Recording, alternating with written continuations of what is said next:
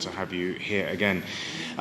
So the aim of this panel discussion, and it encompasses one of the former ministers, one of the legal advisors to the minister, hopefully another guest who is an expert on environmental issues within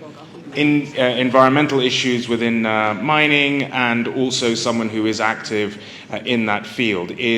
We've talked a lot about the potential of Somaliland, its geological setting and the interest that it has, and the kind of infrastructure that is there, potential. But what are the sort of pitfalls? What is the gaps that need to be filled, that attracts foreign direct investment, that has best practices, licenses, regulatory authorities? There's a whole sort of ingredients that goes into baking what is a world-class sort of product or a cake. So what ingredients do we have? What's lacking? All those kind of things. So I think the cake analogy is very good because I can see a few hungry faces here.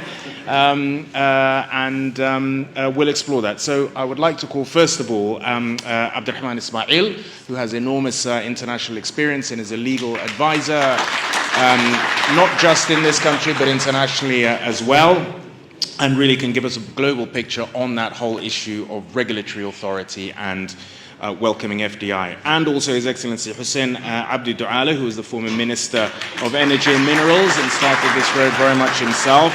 And also Mr. Syed Ahmed Rahamatullah Ahmed, who is the CEO and Chairman of Invictus Multi-Commodities. So very nice to have you. And I think hopefully we may be joined by Intisar, who is an expert in environmental and mining expert. So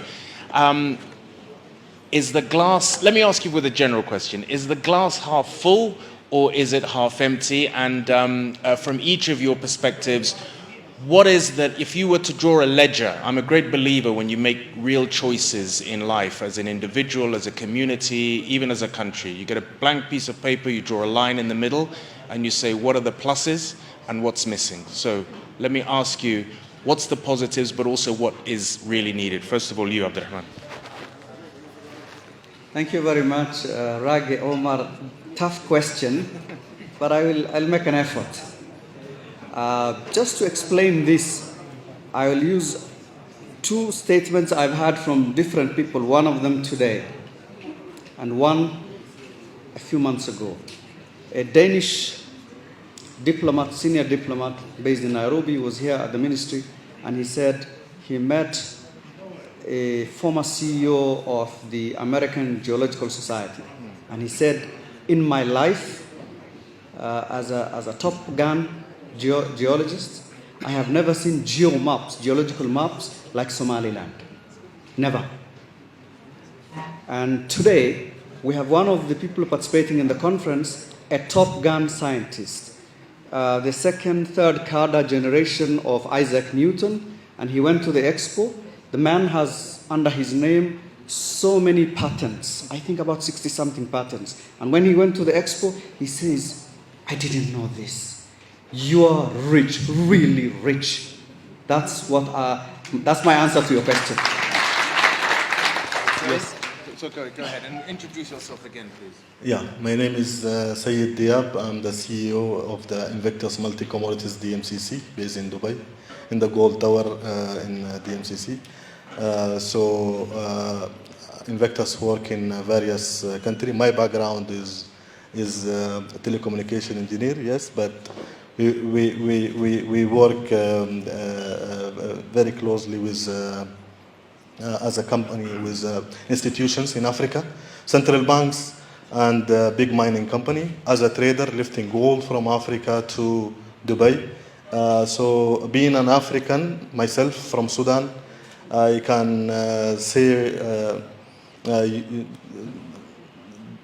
the potential that I have seen in this day, only one day in Somaliland, is very high.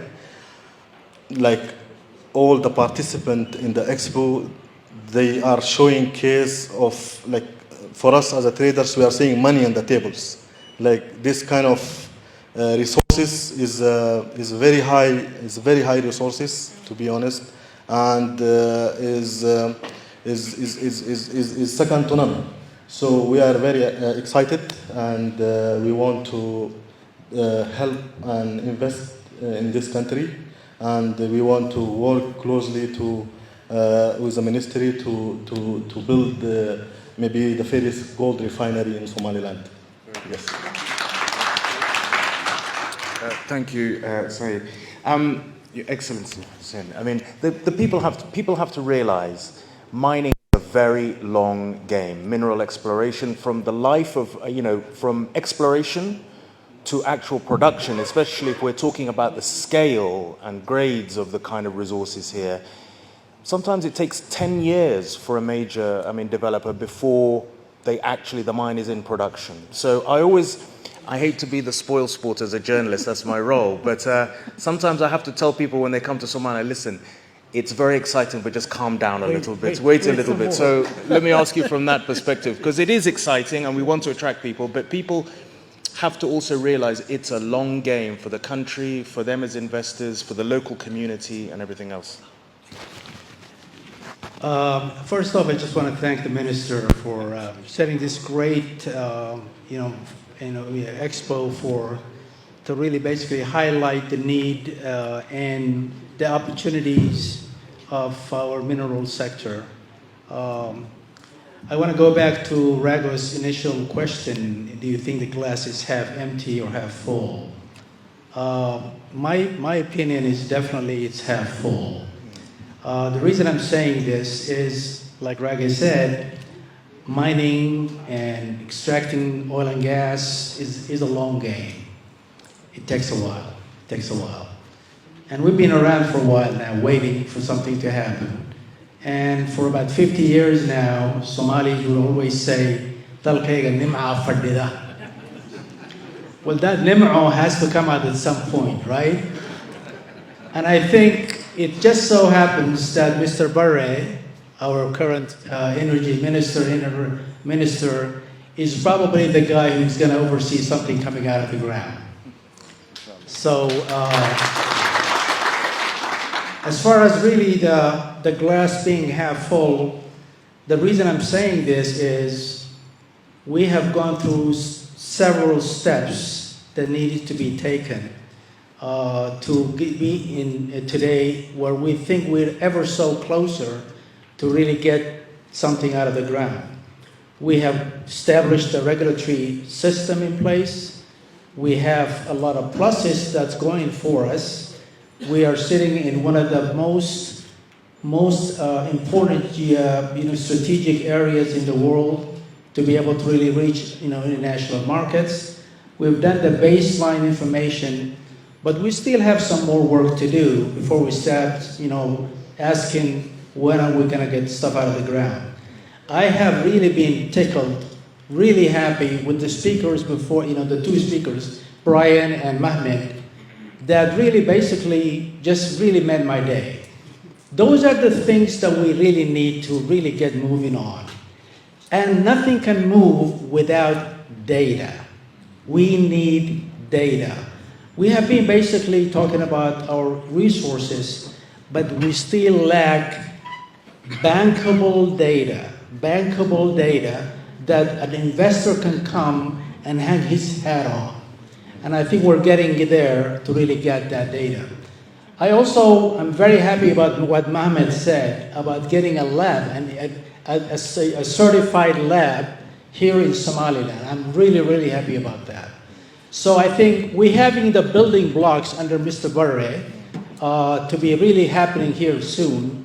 And I think with the regulatory system in place, with the desire to really move forward with the other elements that really need to be taken, I think right now all we have to really get is to get the investors to show them that we do have something to sell. And I think the most important thing, if I have to really mark one thing that's still missing, is bankable data. That is what we need. Thank you very much indeed. And I think we should just echo very much to Minister Barre for organizing this, and long may it's a huge success, organized very quickly, and it's already generated a huge amount of energy and focus. So I think you've got a very high bar you've set yourself for next year, but it's all very good. I think it's also just very encouraging, let's be honest, I mean, in Africa, that you have several, generations of leaders who have plowed the furrow and who are still here to, support this government. And, political parties win elections and they lose elections. But when the last minister before that, and the last is here to support it, that speaks volumes as well, don't you think? Absolutely. Go ahead. I thought it was just a comment. I didn't know it was a question. But it will suffice to say that that is the interesting aspect of the uniqueness of Somaliland. They were not invited. It may just have been out, they were either not available or out of the country. I remember former President Musa Fiki and former President Rayad Al-Kahni were out of the country. But Somaliland's democratic tradition and patriotism, it's another level. They would have been here. So hardly do you find all former presidents, former ministers freely interacting for the cause of the nation. The two former presidents were in Dubai the other day, and you could see how cozy they were with each other. That's an amazing spirit of nationalism. Thank you. Syed, is it your first time to Somaliland? Second time. Second time, but one of the first, right? Is what Abdurrahman and Minister Duale is sort of saying, is that important for an investor or someone interested in commodities? That kind of, how can I put it, political and national environment? 100%. Investment always look for stability. Somaliland, yet it is a new blood, or new country coming to Africa after South Sudan. We can see this is my second time, I can see the is always speaking about investment and speaking about building a nation. And nation transformation will only start with mineral and resources. Exactly what they speak about, it will encourage investor and give them because investment always we are seeing we go only to the safest and stable places. So I can claim that Somaliland is one of the safest countries that I visit. Thank you very much. Abdurrahman, I mean, you worked internationally extensively within IGAD, national and international levels as a legal advisor and with commercial insights. What for you now working within the government at a senior level, especially with the minister, what are the gaps that you think that needs to be tightened, or is it all moving in the right direction? I mean, data takes time, but I mean, what for you, can I say, not keeps you up at night because there's a lot of positive things, but what are the things that, the gaps that need to be filled, do you think, that can be realistically filled quickly? Thank you very much. Rather, with your permission, I think it's best to put things in context in order to answer your question. First of all, what do typically investors, especially for mining, investments in mining, what do they look for? What are the boxes that a country must tick?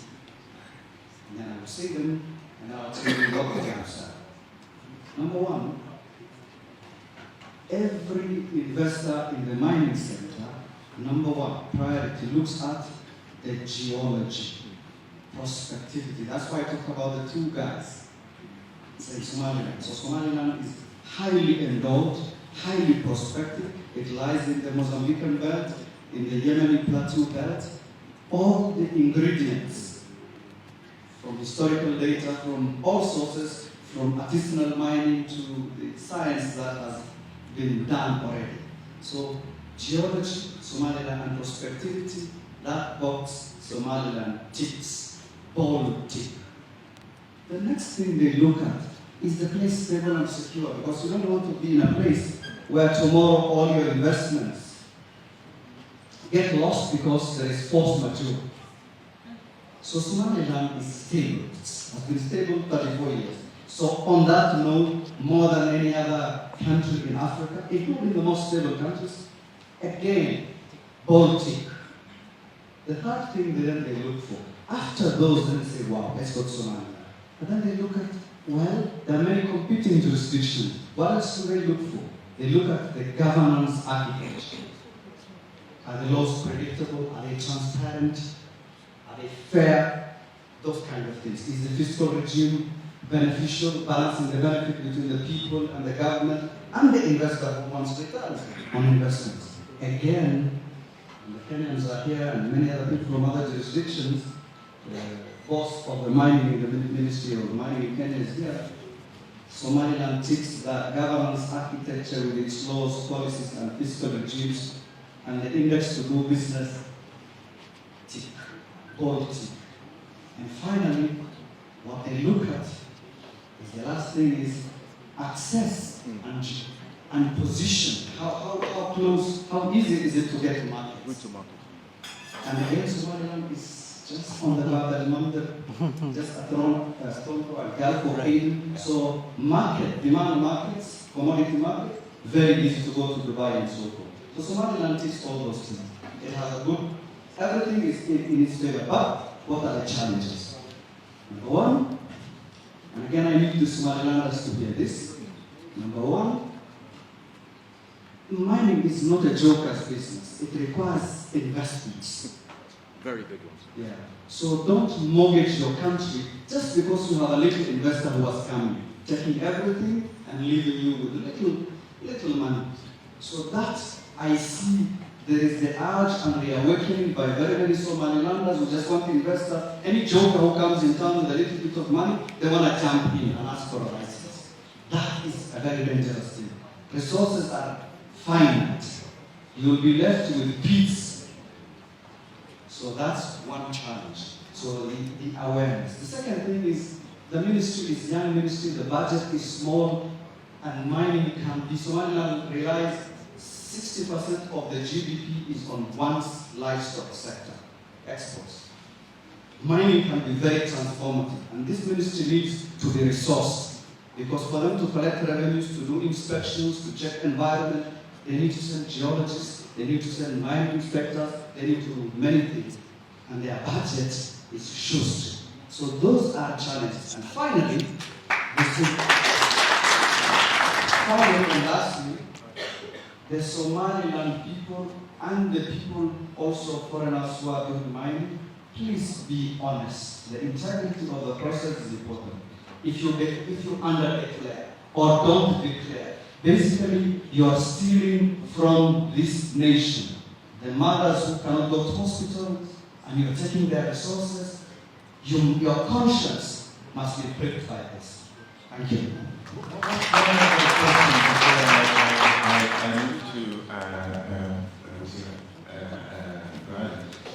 In some ways, what holds Somaliland back, I don't think we put it like that. One of the things that people will be surprised about for Somaliland is that you're starting from scratch. I mean, you and I have been talking about this for a number of 4 years ago, there was nothing going on in mining. I mean, artisanal, but not where we are today. It's moved very quickly. But that in itself is one of the most, to me, speaking as a journalist, one of the most interesting and positive things, because it's very hard to undo when you set bad precedents 10 years on, when there's bad practice, bad laws, lack of transparency. You look at examples all over Africa. 10, 15 years on, when there's oil and gas and minerals, very hard to undo all of that. But here, you can get it right at the early stage in the beginning. So that you can either take the Qatar and Singapore model, or you can take, I don't want to insult anyone. the other example. It's the blank slate of Somaliland is actually the positive. Absolutely. Yeah. And some of the people here, when I talk to them about Somaliland and the lack of recognition and all that, and I've done that elsewhere, because I speak about Somaliland with passion, just like all the Somalilanders do, but I think I take it a little bit higher. When I speak about Somaliland, and I was speaking to some of them, including Madam Kimberly Poole, who sang here earlier, they say, but that's positive. What Somaliland has been recognition, it's a debt-free country. It's starting on a good footing from zero. Everything can be put on the right footing. And if we do all the things right, and I think Minister and your team are doing a great job, I'm not saying because you have hired me. Of course, I'm happy that you hired me. And I don't want to be fired. But I think I am enthused, I am optimistic about the measures that you have taken. Thank you. Minister, you've been there, very early on in the first sort of more in the oil and gas sort of sector. Would you agree that, the good thing about Somaliland is that everything that's been built here has been built authentically from inside. It's not NGOs and aid agencies and foreign, etc., etc. What exists is real and not, from outside. Is that a positive?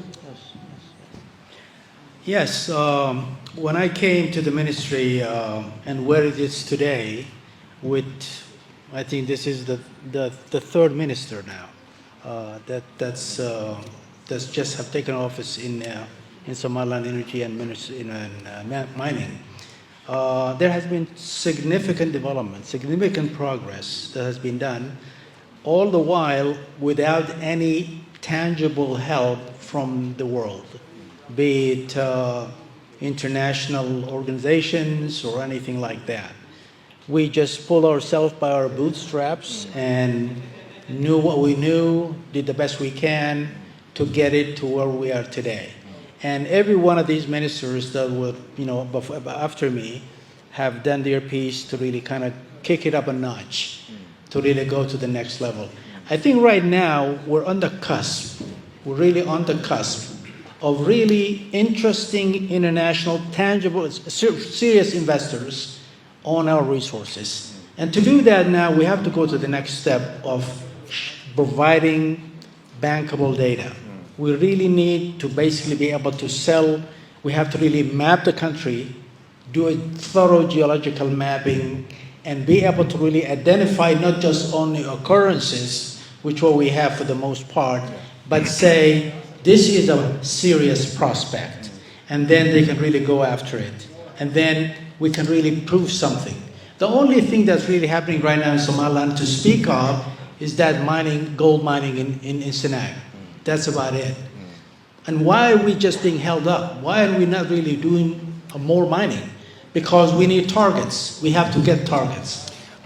But even when you have targets, and Saeed, I want to ask you this, we can't go through this discussion without talking about the R word, the recognition word, right? So when you're from the outside and you see this fantastic geology, it's there, as Abdurrahman was saying, the Mozambique Belt and the Red Sea Hills, it's all there in confluence of what you get in Sudan, Saudi Arabia, all the way down to Kenya and beyond. Okay, the geology is in no doubt.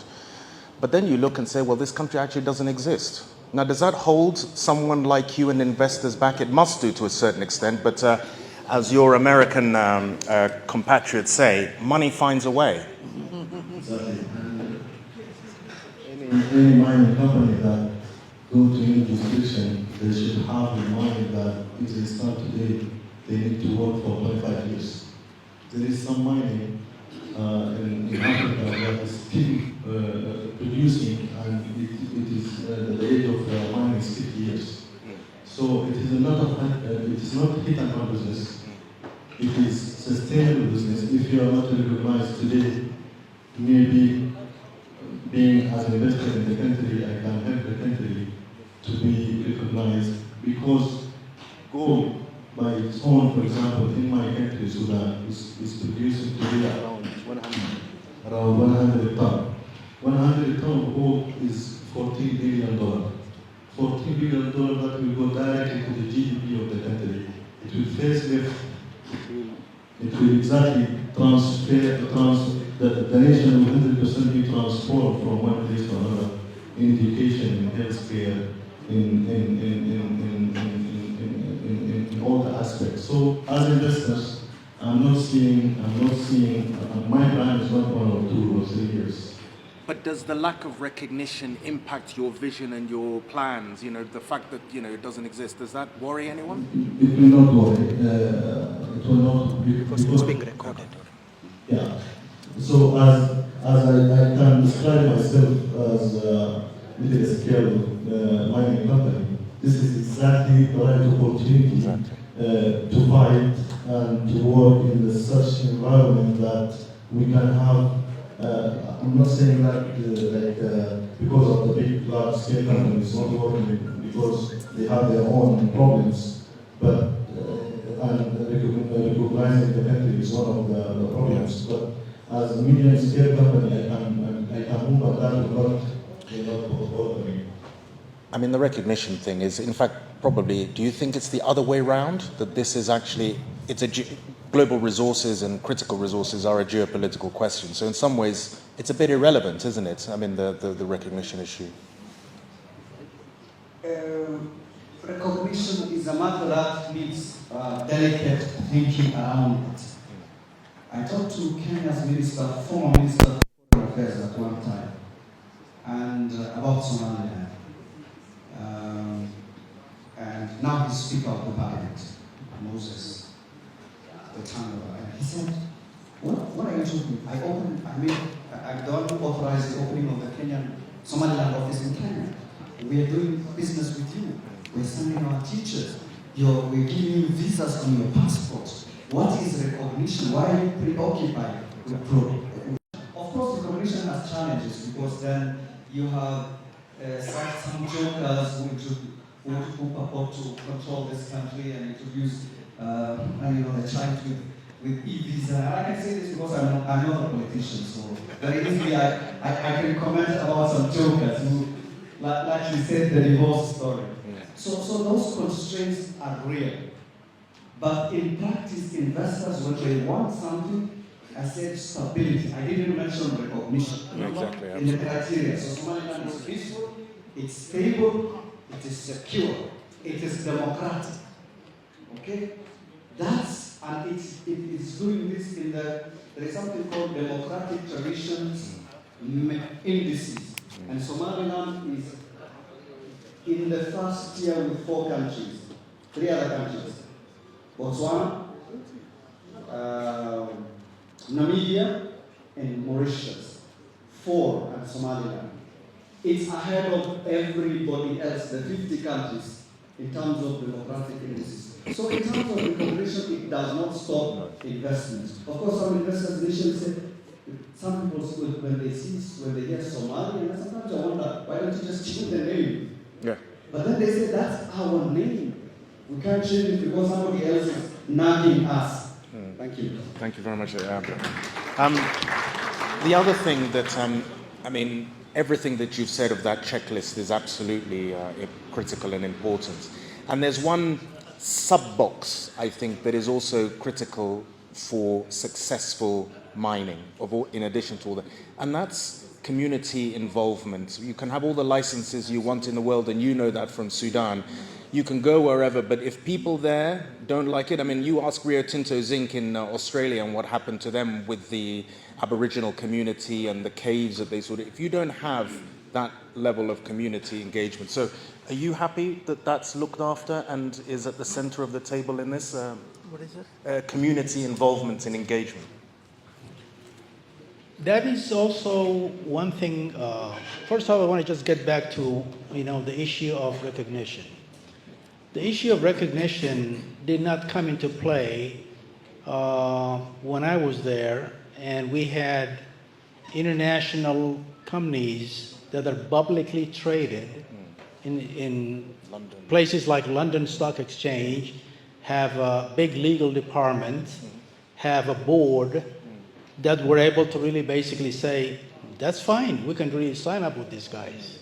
So like Abdurrahman said, if you have what the investor is looking for, which is what Abdurrahman said, 1, 2, 3, and we have all of those, the only thing that's left is basically just show him something that he has to get interested in.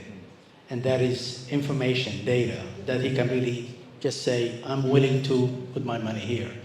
So I think recognition will something good to have, but I don't think it's a showstopper as far as I see it. Abdurrahman, local community engagement, but obviously the impact of Somaliland's absolutely wild democratic tradition is that even if you wanted to avoid it, you can't, which is a good thing. Do you think that how important is it, I mean, in terms of this, the local content, local buy-in? Absolutely. Community engagement is at the heart that we are talking about, belongs to them. Secondly, for whom are we developing this country? Communities. So they own the resources, they determine the future, the people are important. So engaging with them is critical. There are challenges which are not unique to Somaliland, but the beauty with this country, however challenging community engagement sometimes can be, and sometimes disruptions, which are not really major. A few, hitches here and there, any problem in Somaliland is resolvable because it has a tradition of dialogue. That's what's the beauty of this country. Any problem, you will always get somebody who will be able to speak to the others. If I want to go to Gavile or someplace, and I have with me Mohammed Yonis, if I have a challenge, Minister Mohammed B, Your Excellency, I will be fine. Okay? The problem gets resolved. So they are always like saying, who are the people whom we can talk to about you? But, like I said, one of the challenges with the community is they haven't understood. And the ministry has not had enough resources to conduct community engagements and do community policing. That's why communities do not understand. They say this is ours. So, what do you want to do about it? First of all, they don't understand the concept that all minerals in the country belong to the state. That concept is alien. But they don't understand the government is theirs. So that kind of education requires resources. People should understand that the benefits. And the law takes care of them very well. How do communities benefit? Sorry, I'm speaking a little longer. One, there is something called community engagement at the outset before one gets a license. So the social license, that's important. And they get benefit from that as well. Although that benefit, it goes to a few of the leaders. Subsequently, there are community development projects, agreements, CDA, and communities are entitled to a certain percentage of the company's revenues. In different countries, and I think even in Somaliland, it's 1% of the revenue from mining. And that's there, and it can be a lot of money. And then, of course, there's royalties, which they benefit. And lastly, there are local content regulations, employment and training, as well as procurement of local goods and services. These are regulations which directly benefit communities. Sorry, I took long. No, it's good. The other issue, and I'm going to go to you first, and then to Saeed, and then to Abdurrahman. I don't know how much longer we have. We talked about Somaliland's real gift of a moment is that it has the ability to build this secure base now so that things can be built on in 20, 30, 50 years' time, right? Is it a holistic approach, though? Because it's not just the mining laws. There has to be a whole vision for the extractive industry, for taxation, for industrial policy, for environment. So is there enough? How important is coordination across the whole issue of governance to make sure that when any investor comes, they know absolutely the whole waterfall of regulations and it's consistent? It's a very, very important item that you pointed out, Rage. I would really say that we're just on baseline as far as building blocks of governance. We have the base. We have the base. It's just basically I would be disingenuous to tell you that our legal regimes are, mature and there is no holes in them, or our fiscal regimes are really basically top of the line. There is always room for improvement because we're just a growing little country. We just been here, what, 30 some odd years, 34 years? So there is always room to improve the governance in terms of the management itself at the ministry level, or in terms of the government at large, or the legal regimes, or the fiscal regimes. And you always have to understand you're not alone that have resources, natural resources. You have what you call competition. If the guy who comes in through the door and you talk to him about you have this and that, and the terms are not conducive, hey, you're going to say bye, he's going to go next door. So we always have to understand we have to be competitive. We have to be competitive in terms of our fiscal regimes, in terms of our governors, in terms of streamlining our bureaucracy. Bureaucracy is always a bad thing. It kills business. And we have a way of bureaucracy here. We have to improve it. Thank you very much. Saeed, go ahead, and then Abdurrahman. Thank you. Yeah, if I can talk about the community, the local community is very important for an investor, especially in this domain of mining, especially in gold. Everybody is speaking about big data. Help the investors through the artisanal mining to give some indications there is minerals here. So this is very important, because if you want to build a block, you need maybe 2 to 3 years of analysis to get at the data. But sometimes the active community will help and guide you through the artisanal mining that there is a good amount of resources here. Yet they will take a service and they will damage the block service, but they will give you data. And this is an advantage, we can say. Governance is very important. African, all the African continent share the same issues of the democracy, of the lack of the governance. But it is a nation wealth that it should be addressed and recognized as a nation wealth. That it should, for example, I'm working in Zimbabwe. In Zimbabwe, central banks, working with the Ministry of Mining, working with the Ministry of Finance, all in the same table to offer the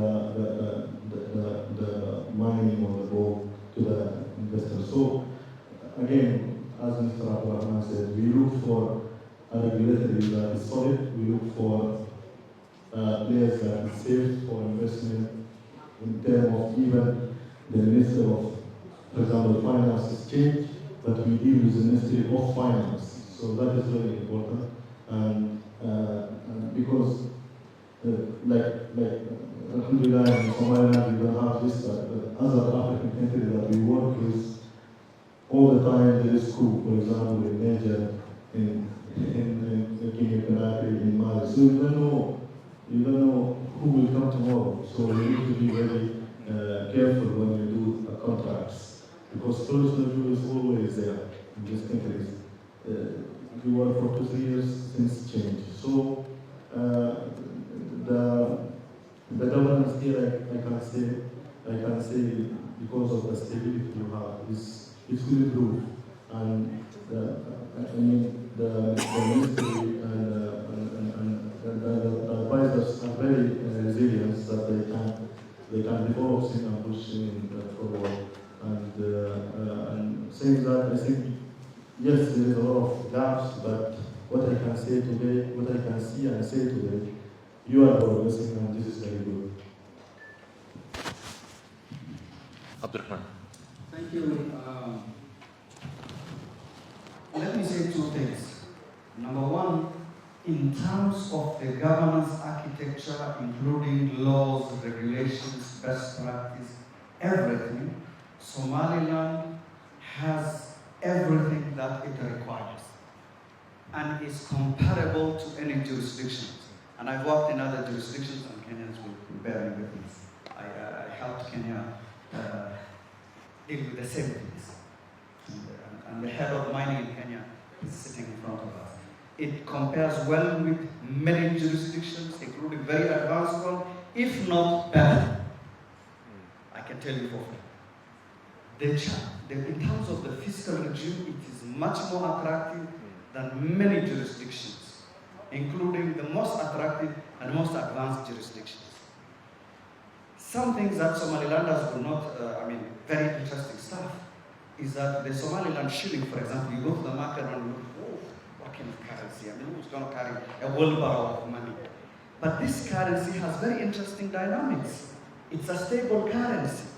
If you want to send money to Jigjiga, and I have seen Kenyan parliamentarians I came with who have relatives in Jigjiga, they say, please don't send the money to Jigjiga, send it to Tokwachare on the Somaliland side. I'd rather get the money in Somaliland shillings, which is transferable, which is predictable, than to get it in Ethiopian birr. Ethiopia is a big economy. So Somaliland's economy is truly market-driven and resilient.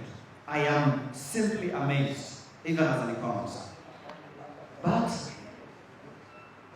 the challenge with all these good things that we talked about in terms of architecture, there is need for education, public education, but also within government and coherence, because Ministry of Energy and Minerals cannot work alone in administering this.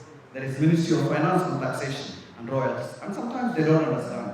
Now we are crossing, together with the Minister, Engineer Barre and the DG, we have engaged the Ministry of Finance, and we are now at the higher level, we are together. We understand each other. But before, they were doing their own things. And sometimes this can be constraining. We need to do environment. The same coordination across government so that there is coordination and coherence in a seamless manner. That has been challenged. And of course, the people and the miners and industry players, all those things have to understand that this is a rule-based game and we must play by the rules. Thank you very much, Abdul. So I think we should sort of think about our concluding thoughts very much with our audience in mind. If to sum up, where you think we are, what your sort of hopes and visions are for the future, where you think we may be at the next Somaliland Minerals Expo, or where you hope we will be, okay? So let me start in again the same order with you, Wasaaradda. We're not in a bad place, to be honest. I think Minister Barre is well on his way to, make some serious achievements in the coming year or two. We have the oil sector that the President announced that we're going to be spudding our first well come, first quarter of 27, and we have all these arrangements that the ministry is working on in terms of whether it's a lab, or it's going to be mapping the country and basically defining targets that we can really basically sell to investors. We have all other elements in place. Only thing that we just need to improve on is the bureaucracy in terms of kind of the government is in cohesion when we're talking about our working with the companies and international companies. I think we're in a pretty good place. It's just a matter of focus. I would say the ministry have to really focus on capacity building, get the Kenyan chief of minerals is here, and we have a lot to learn from him. Some of the guys we sent to Kenya and vice versa, and learn all the basic technical skills that will really move this mining effort forward. We need to really basically just make sure that we really work on defining reserves, finding things that we can really sell to investors. We can't say there are occurrences here and there. That we have done it now, so we have to go to the next phase, and I think we're getting there. Said, concluding thoughts, where do you think we should be next year, and where do you think, what you hope we will get to? I really hope next year to see Somaliland Expo, not only in Somaliland, in Dubai as well, and in for example, Turkey. We want to see an active marketing team in the ministry coming to visit all these areas, because with investor, with a long-term partnership, things data will build, things will go further with the mistake, error people are making. They will be resilient, and they will build on their try and error. But overall, there is a lot of gold, a lot of minerals in Somaliland that God has gifted to this country. People need to work together to tackle the problems and open the country to the local and international investors. Thank you. My vision for Somaliland is really bright. I see optimism. I see a great future for Somaliland.